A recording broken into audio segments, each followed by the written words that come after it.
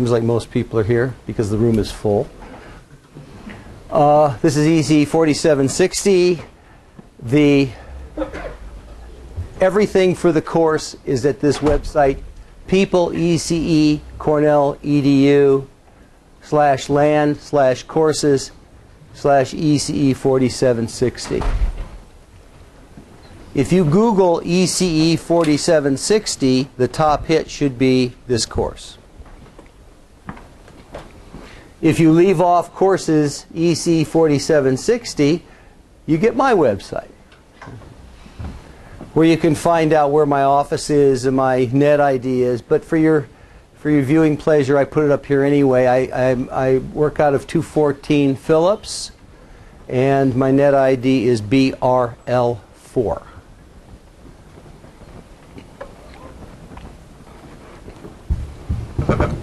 All assignments, all due dates, all reading assignments are on this website.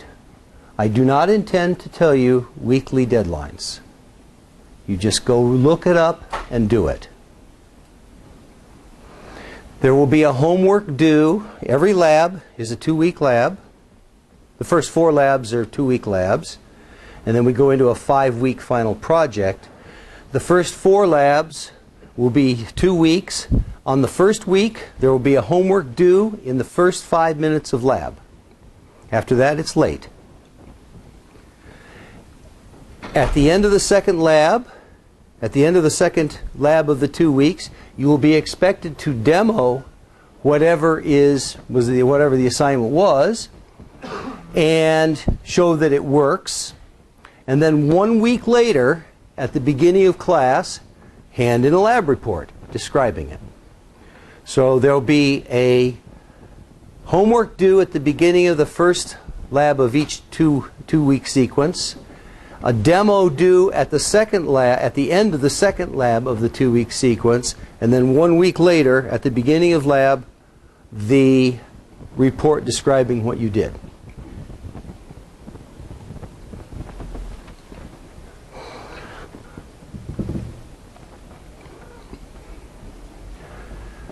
This goes by that fast. This semester's lab assignments are going to be the first 2 weeks, starting Wednesday, a week from Wednesday. A week from Wednesday is the first lab. Starting then, I'm going to have you build a reaction time tester.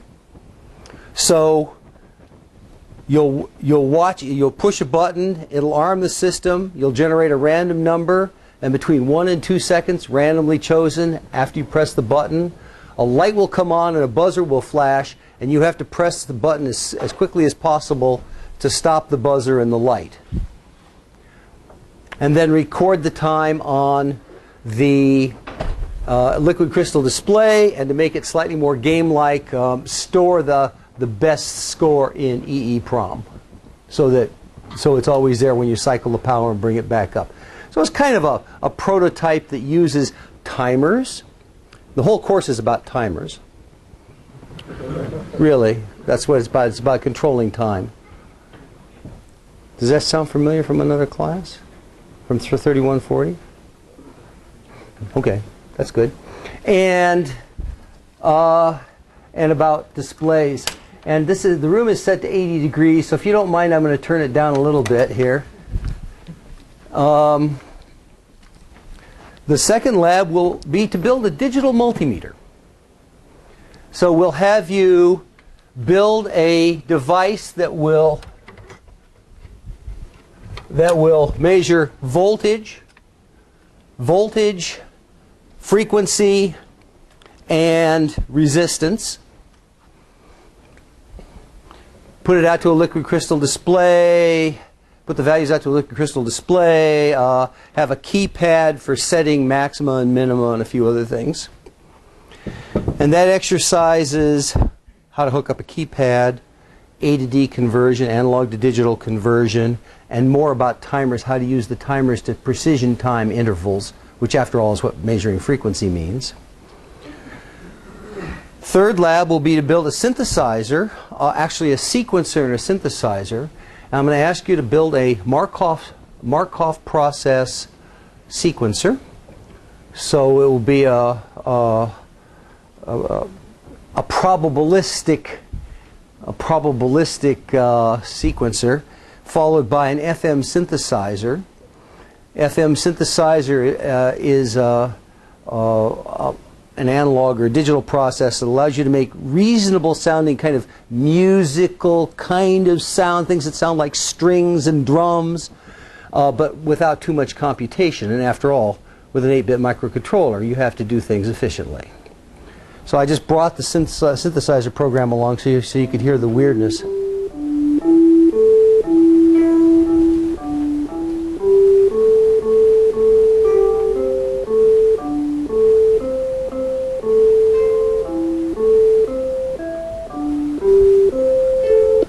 So it goes nowhere in a reasonable fashion. But this particular lab will have points for performance. The more voices that you produce, that's a two-voice synthesis. You heard probably something that sounded vaguely string-like and something that sounded vaguely sort of gong-like.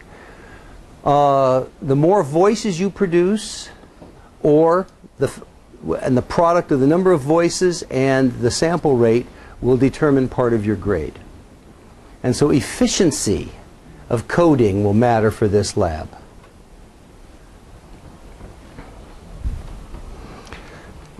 So this exercise is fixed point arithmetic, Markov processes, hard real time, because a missed sample is a useless sample. It's got to be, you've got to do the synthesis at audio rate or you got nothing. And D to A conversion, going from digital back to analog.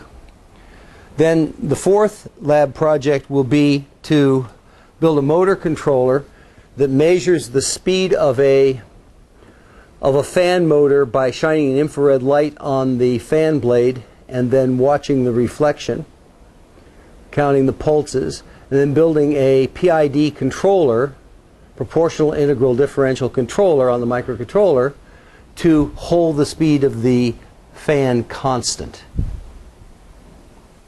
And that particular, all of these labs will require some concurrent processing, some parallel programming, so to speak, concurrent programming, but that lab will be explicitly using a small real-time kernel to handle the interactions for you, and you will have to program in the kernel API.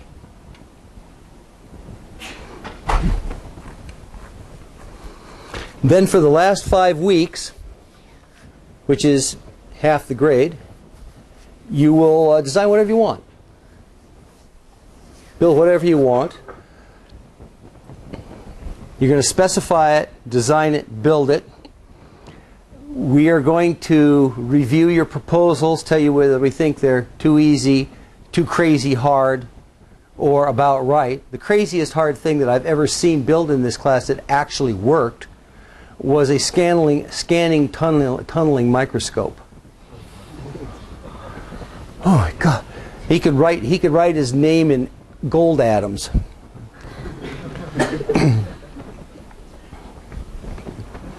There are a bunch of constraints. You can spend $75 only on the project, including everything. We want ideas more than brute force expenditure. And of course, it should go without saying, but I'll say it anyway. There can't be any projects, no projects will be allowed that shoot projectiles of any kind or can be construed as a weapon or a weapon control system of any kind. Just won't happen.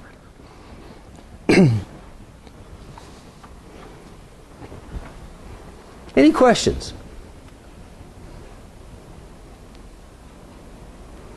For the lab, are we required to finish up the code for the lab before it? Before you get to lab? Yeah. No, you don't have to finish up before you get to lab. You have to be done and have it working by the second lab of the 2-lab sequence. Every lab is 2 weeks. Every exercise is 2 week long. By the end of the second lab, it better be working. Now, prudence suggests that you better have a pretty good idea what you're going to do before you go into the first lab of the 2-week sequence. Because the labs are only 6 hours, right? 2 3-hour pieces. That's nothing for programming. Of course, the lab is open most of the week. We should be hopefully about half full for any lab period. The other half of the machines, you're welcome to come in and use. Walk in, do a little extra work. There'll be a consultant around most of the time all the time the lab is open. The only time you can't go in the lab is when 2300 is having a section, which will be Monday and Tuesday afternoons. Right. The rest of the time, every afternoon we'll have it open, and we'll try to have some consulting hours. If I can torque the TAs hard enough, we'll have some consulting hours on the weekend.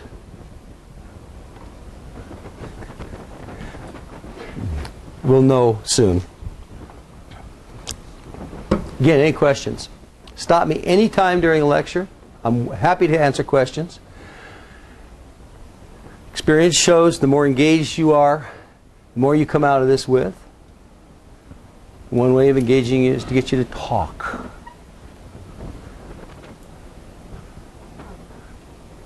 Yeah? According to the policy page, what did the policy page say about whether you hand in single assignments or as a group? Group, that's right. Everything's a group. You hand in one homework per group, one report per group.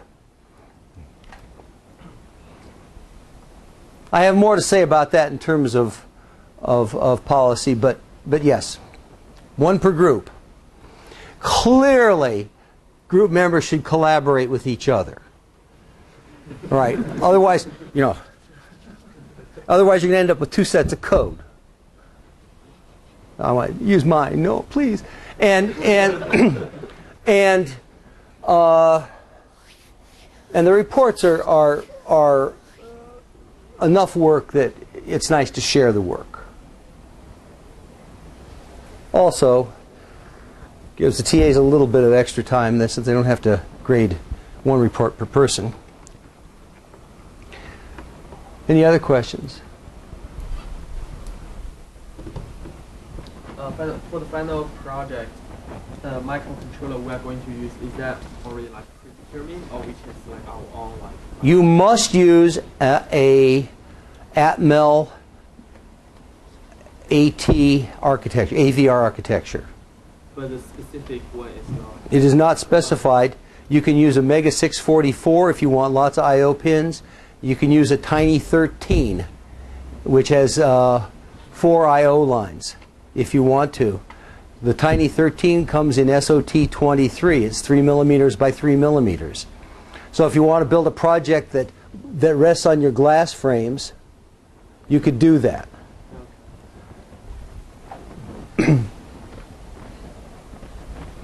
But it has to be AVR architecture. There's no text. Most information is going to be in lecture and web pages. You're going to have to do a fair amount of reading of the data sheet.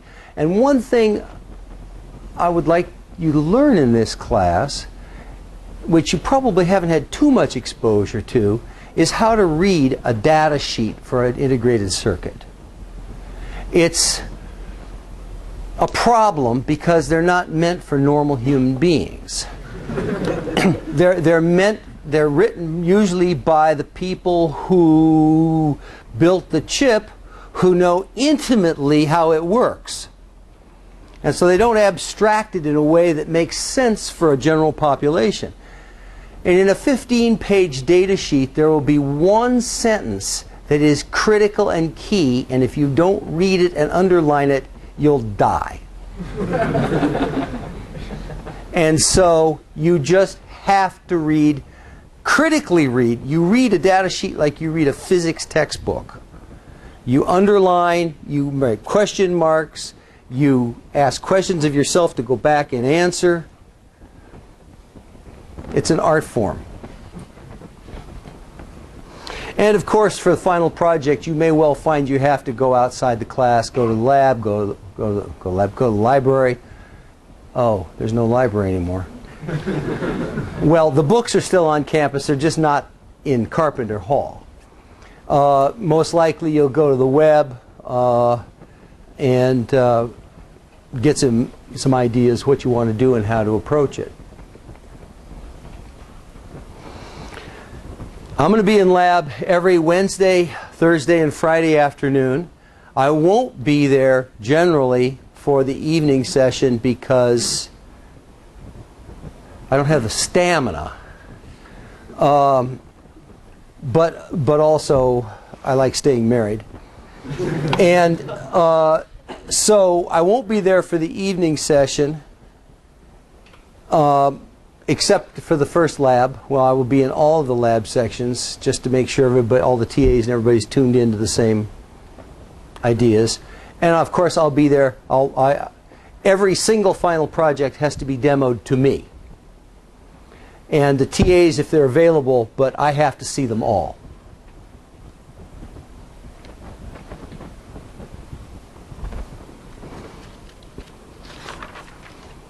Any questions?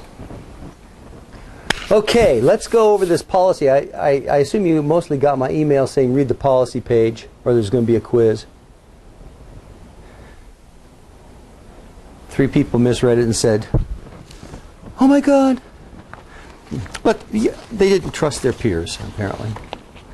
So I'm going to read through this with you. So if you have your laptops available or your phone, whip them out.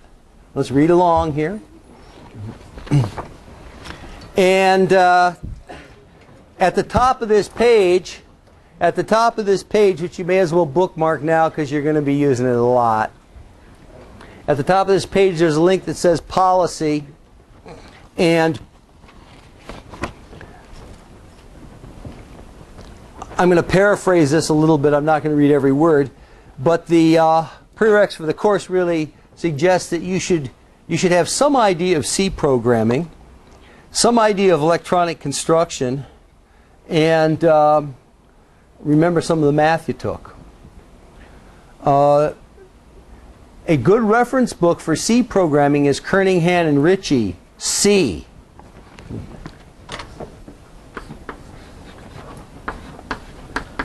N-I-G-H-E.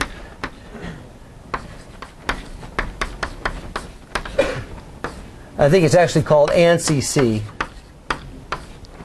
That's the book to describe C, since Kernighan and Ritchie wrote C. It's pretty short. It's fairly cheap. Cheap in this case being about $35 on Amazon. It's not a bad reference book to have if you're going to do embedded programming.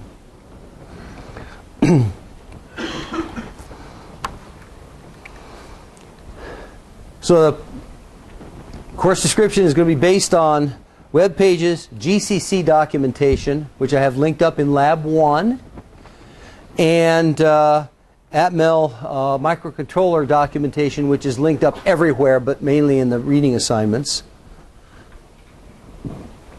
Remember, this course is a design course. We're going to tell you, for the first 4 labs, we're going to tell you what we want built.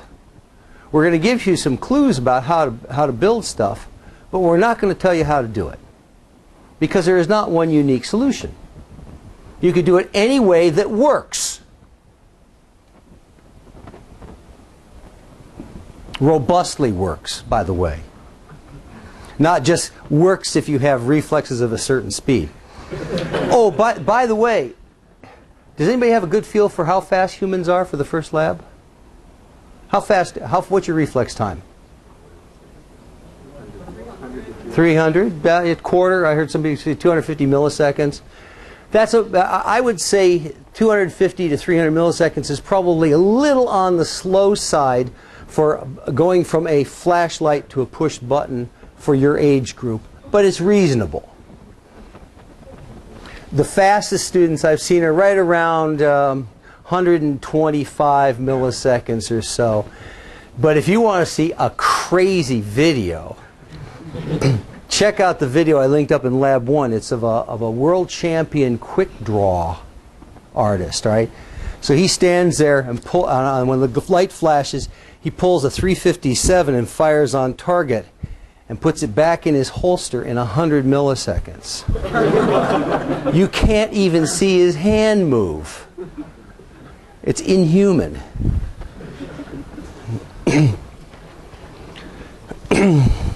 All right. So it's a design course. You're going to have to think about how to do these things. There is no unique solution. We're going to give you a toolkit. We're going to give you lots of hints. We're going to give you examples. But in the end, you're going to have to design it.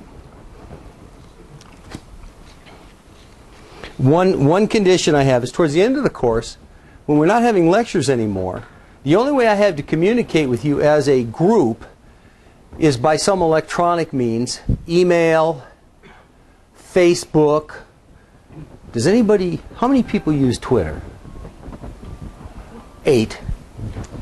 Yeah, all right, so Twitter is not going to be useful. How many people use Facebook? Yeah, okay, most. All right, so there's an ECE 4760 Facebook site. Well, what else are you going to do? If you prefer, you can set up your email so that it is forwarded to your SMS. If you want to do that twisted thing, go right ahead. But you better have an unlimited plan. And but I need you to read course announcements at least every 24 hours. If it says ECE 4760 in the title, you better read it within 24 hours.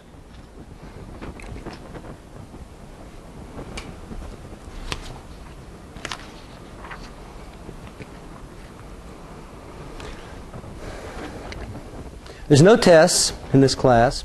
I think tests in the design class are useless. There will be no quizzes unless class attendance falls below 75%. And so this is called peer pressure. And so you might want to get this, make sure you have on your cell phone the numbers of 10 or so of the people in the class, so that if I start counting, you can start dialing. Because you will get a quiz. You will get a quiz if the attendance drops below 75%. And the reason for that is simple. Even though video notes, taping the class, and it'll be online within usually 24 hours, it does not substitute, watching a video does not substitute for active participation in a class. And people who come to class do better.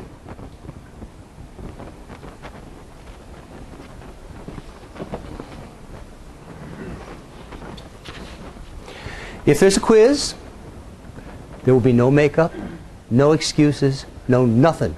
It's 2% of the grade. You can be sick, you can be on a site visit, doesn't matter, you lose the 2%. So, make sure your classmates come to class.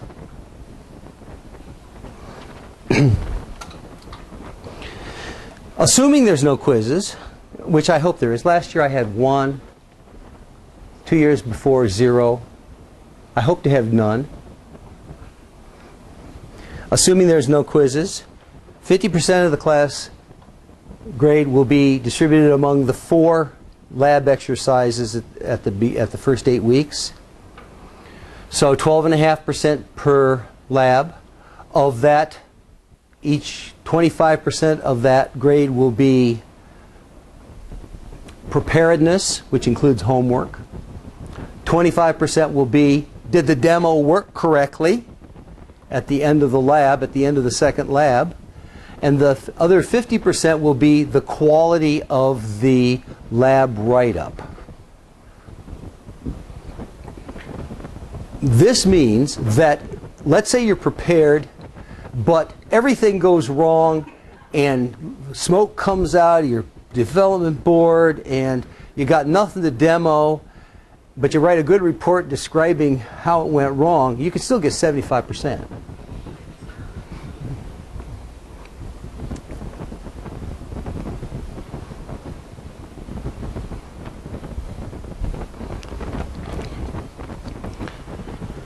Lab reports are due at the beginning of the, I already said that. No late assignments will be accepted without prior permission, of course, except for sickness and family emergency. And a late assignment receives 0 grade. And we already said laboratory work is done in groups of 2 or occasionally 3, where collaboration is encouraged.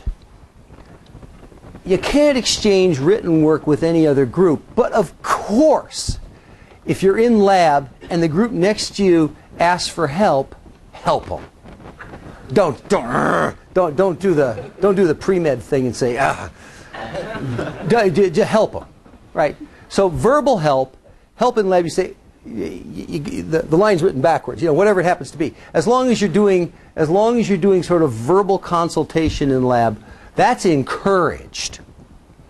What's discouraged is sending a PDF of the homework to another group.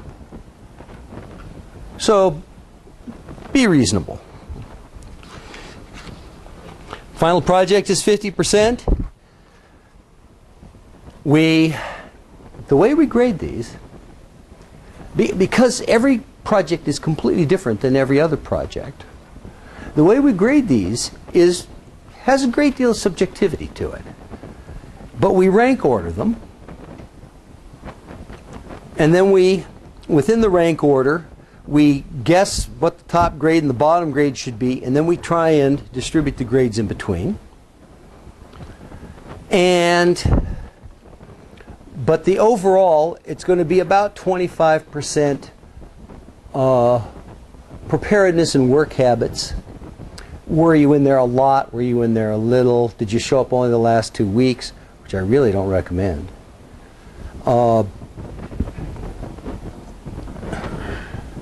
Second 25% will be, did it work? How well did it work? And the remaining 50% will be the web page lab write-up. Everybody generates a web page. You don't have to give it to me. You have to give me the printed version of the web page so we can evaluate it. But you don't have to give me the web page to link up on the site, although about 80% of people do. As undergraduates, your work is your intellectual property. If you think you have an idea that's good enough to patent, then you don't have to give it to me, because if you put it up on the web, it's a published work. And if you publish it, you have 1 year to patent it in the United States and 0 years to patent it any place else in the world. So, if you think I will not force you to put up a project on the web, although, of course, I like it. They're fun to have. And the website gets about 250,000 hits a year. So, it's good advertisement for you.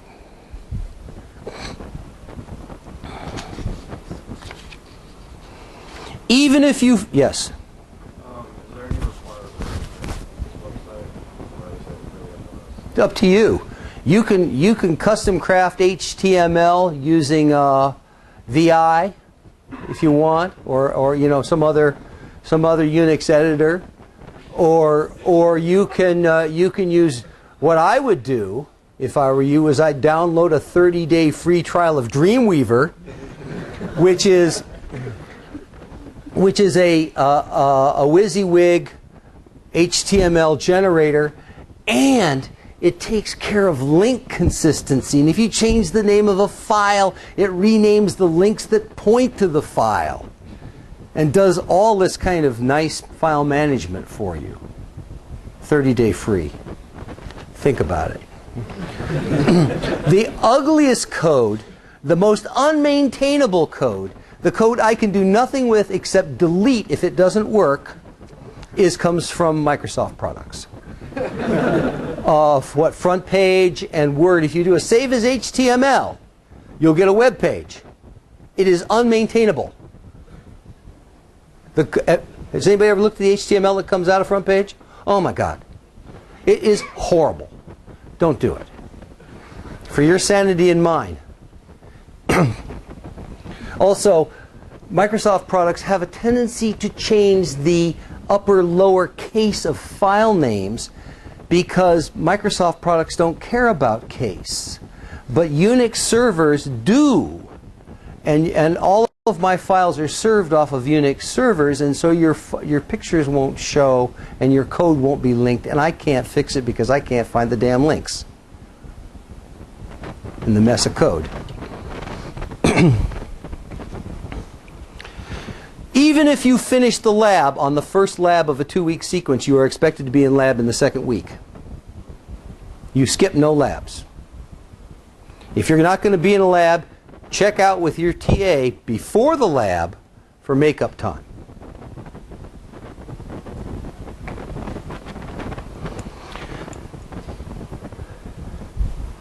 And of course, if you feel you've been unfairly graded in any way, you have a week from the time the assignment is handed back to request a regrade.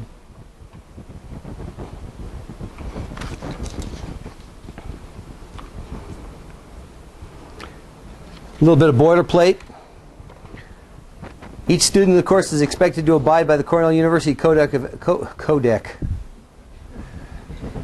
Academic Integrity. Any work submitted by a student in this course for academic credit will be the student's own group's work. And what is on the web page, but I didn't write down here, is that we have access to and may use turnitin.com to check for plagiarism. By taking the course, you accept that.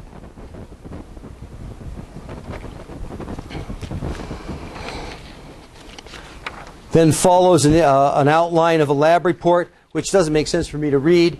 And the online version of the policy page has a couple of links to rather good lab reports you might want to look at for style.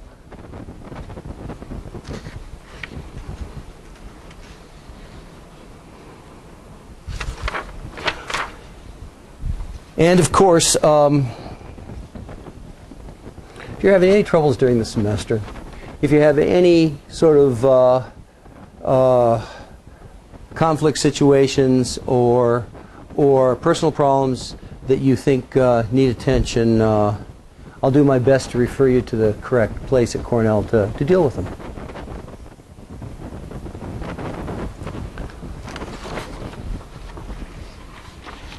Any questions about this draconian document? Year of the Dragon, draconian document. It's got a nice alliteration to it. Clear. It's clear what you're signing the contract, folks. Okay. So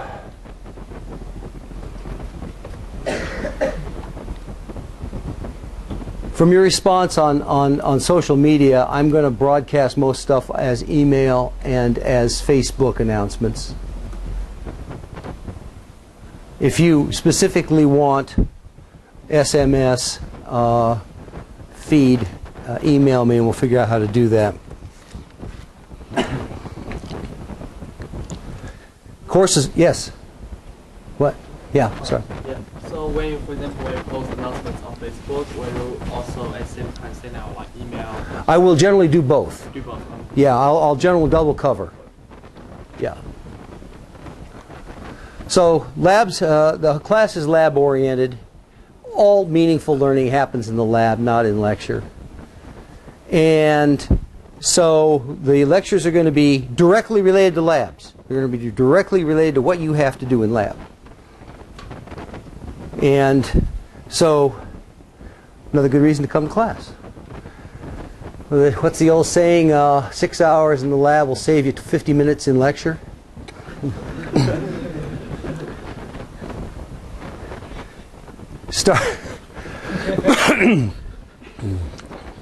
That's actually a paraphrase of a PhD joke which says, A month in the lab will save you 4 hours in the library.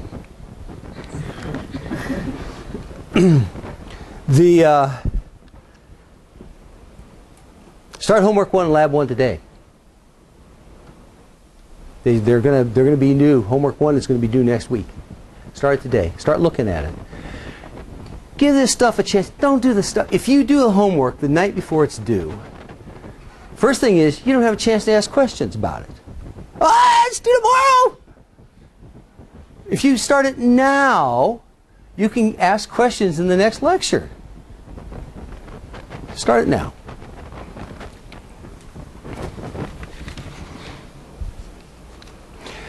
You're going to need to read a lot of the Mega 644 data sheet, but for now, you need to read about timer 0, I/O ports, timer 0, I/O port structure, and general facilities, general section.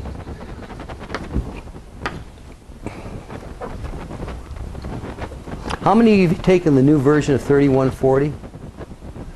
Okay, so you were exposed to what processor? MSP 430. Okay, so the general rule for microcontrollers is that every microcontroller has about the same facilities as every other microcontroller, but every single detail is different. And so everything you know will be slightly wrong. And that means that you'll have an amazing amount of destructive interference between the two architectures. Don't know what to do about that.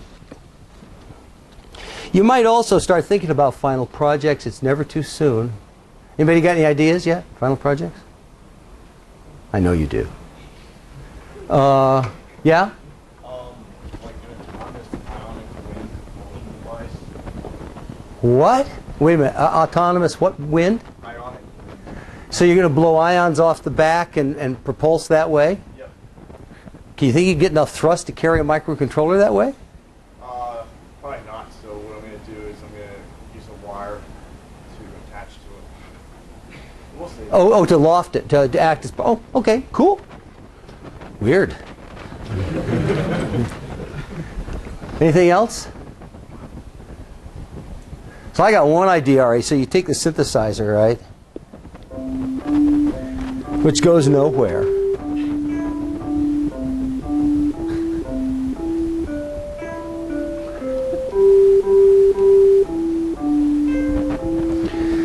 Okay. Make it artificially intelligent. Make it learn from you. So it learns what you want to hear. That'd be interesting.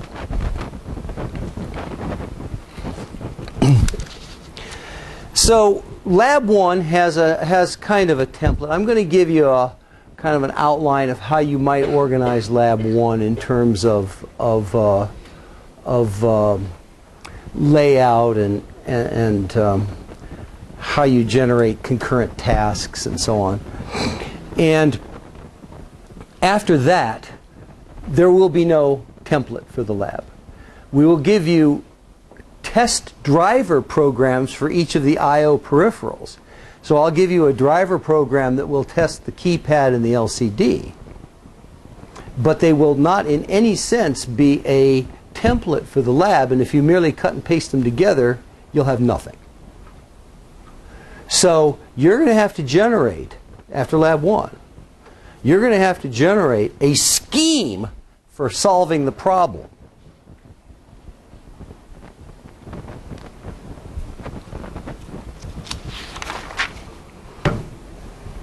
Well, we still have a few minutes. Any questions? Yeah.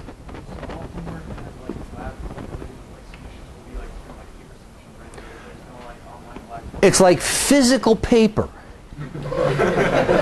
Yeah. It's so portable. And it doesn't depend upon electronics. I can So, yeah. So do you have a printer?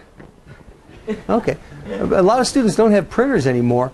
But that confuses me slightly because printers are cheaper than textbooks. You can buy a good laser printer for about $100, and the one cartridge will take you all the way through Cornell and grad school.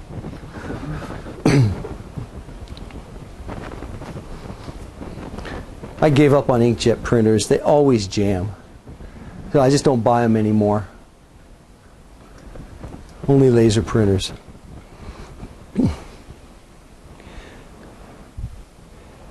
So, any other questions? All right, so let's start on actual material then. And the one sentence summary of the course is that we're going to design stuff using microcontrollers. And who would like to define what a microcontroller is? What's a hazard a guess? What's the difference between a microcontroller and yeah, go ahead. I'd say it's a microprocessor with additional peripherals built in that allow you to control various electronics. That sounds good. So it's a processor plus peripherals, and typically also program memory and RAM, so that it's a complete one-chip solution as a standalone computer. And the way we're going to be using microcontrollers is as rather low-level controllers where you will have access to and control the voltage on up to 32 I/O lines. So your program will have direct control of the logic state of 32 logic lines. You'll be able to read an analog voltage off of 8 input lines. This processor has 3 hardware timers, 8 A to D channels, serial communication, and a few other things. But that's a good definition. It's a self-contained system. We're going to be asking you to do mixed hardware software. We're going to ask you to optimize hardware versus software. If it comes down to writing 1,000 lines of C or using one TTL package, which would you rather do? And we're going to be asking you to look for elegant solutions, where elegance in software may include a little bit of hardware. We're going to be asking you to do a mixed analog digital design for most labs. And so you're going to have to worry not only about logic levels and abstract symbol processing, you're going to have to worry about noise, filtering, Thevenin equivalent impedance of I/O ports. Can you expect an I/O port on this CPU to drive a 100 ohm speaker? Anybody know the answer yet? You need to know that. So now that's a fairly obscure thing to get out of the data sheet, but that's in homework 1. You'll have to find where in the data sheet that spec is given so you can figure out the Thevenin impedance and know if you can drive a 100 ohm speaker.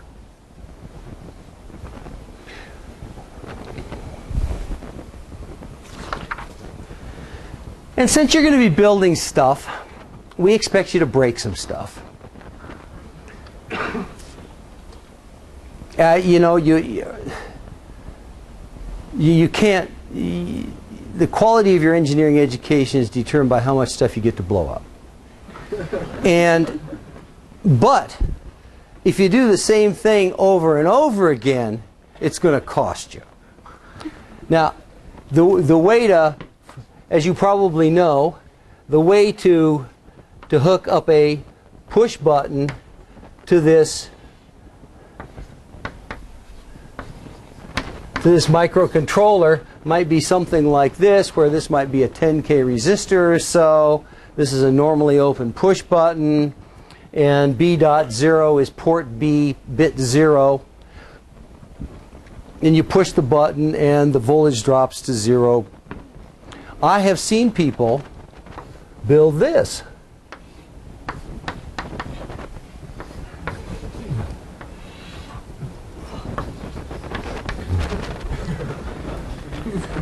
And in the old days, when we used fused power supplies, you push the button and it blows the fuse. Huh, must be a defective fuse. Pop, put a new fuse, push the button. Oh, geez, that one's defective too. But And now the only thing that happens is the power supply light goes out. And so what the student says, oh, it's a defective processor. All right. If the power supply light goes out on these boards, it means you have a short, and it means you turn off the power, and then think. Then think. All right. Don't do this. I'm not exaggerating. I've seen that many times. My favorite, though, is for many years we used temperature sensors that were in TO92 package. You know what TO92 is? It's a little black transistor, plastic transistor. It's shaped like a hemicylinder. TO92, and has 3 leads on the bottom. And one is VCC, signal, ground. Oh, well, is that the top or the bottom view? It matters. Data sheet shows bottom view. Students are putting this in, looking at the top. And they wire it backwards. That's understandable. But what isn't understandable is, I'll hear this, ow! Is it okay if the temperature sensor is too hot to touch? What sense can that possibly make? Yeah. So, but see, the thing is, I can talk all day, and when you burn your finger on one of these things, then you remember it. I've burned my finger on a lot of student projects because I'll say, I wonder what smells. Ah! But the worst thing I did was I was driving along one night, here's boom, boom, boom, boom, boom. What the hell's that? And go out, and I'd blown a spark plug out of the block on my car. It was laying on the end of the lead, sparking away. So I go and turn off the ignition because I know I don't want to get shocked. And I reach down and grab the plug and burn AC Delco into my thumb backwards. So I was smart enough not to get shocked, but I wasn't smart enough not to get burned. Okay, we are not going to tell you how in detail to build this stuff. You're going to have to. You're going to have to figure that out yourself. We're going to be using GCC, GNU GCC. It is a open source version of C. You can download a version for your home machine. You can in Lab 1 it tells you about this, but I suggest if you're using Windows to download WinAVR, which is the compiler and some libraries. Once you've downloaded WinAVR, then you want to download AVR Studio 4.17 or 1.8, but not 5. AVR Studio 4.17, there's also a link to that in Lab 1. If you do this first, if you download WinAVR first and then AVR Studio will link up and find the compiler automatically. So that when you type source code or paste source code into AVR Studio and ask to compile it, it will happen. Now, for those of you who prefer a Unix command line environment, that you can do that also using these packages.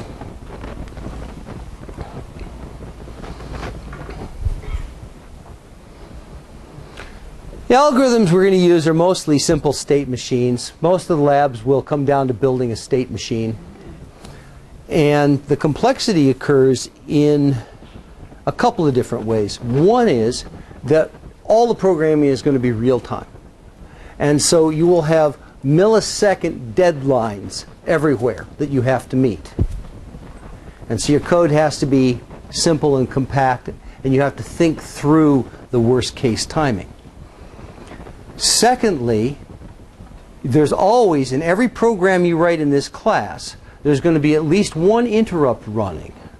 There's going to be the mainline code plus one interrupt running, which means you have a concurrent system. You have two threads of control that are running simultaneously or alternating running.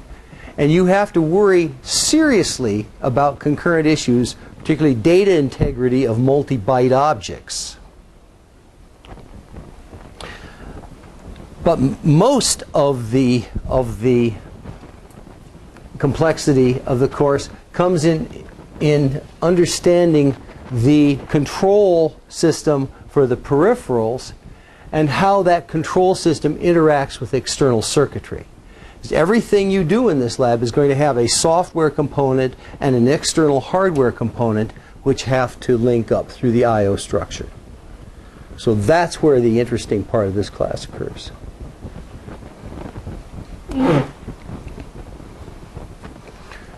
And we have, I guess we're out of time. 1:10, right? So I'll stop here. Any questions at this point? Anybody think that after they heard this, the explanation of what's going to happen in this class, that they're going to drop the class? I'm just wondering for planning purposes. Okay. Thank you.